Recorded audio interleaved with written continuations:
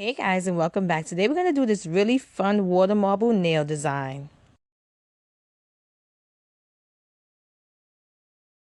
So in a cup of lukewarm water, I'm going to apply gray, peach, and fuchsia polish. Now, the key to doing a perfect water marble is to make sure that the polishes work well in water.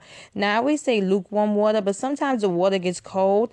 But as long as the polishes work really good in the water, you can do any kind of water marble design. Now, play around with different polishes because some of them won't spread, as you can see as it opens, it won't spread that well. So see which ones work well. The polishes I'm using are Pure Ice, Color Club, and Wet and Wild. So using my water marbling tool, and you can use anything with a point, a nail data, a toothpick, anything that has a point to create a water marble design. I'm going to do kind of like a flower-ish design, and then I'm just going to go back and forth. This is like a really simple and easy design to do. Anything wild and crazy, you can do with a water marble.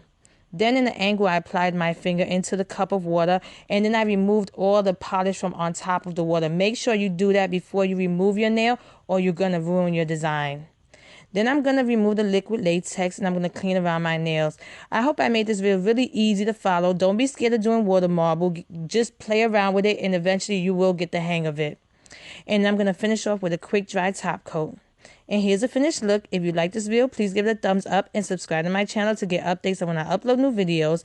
And check out my Instagram at Funwithmynails to see more of my nail art. Thanks so much for watching. See you next time.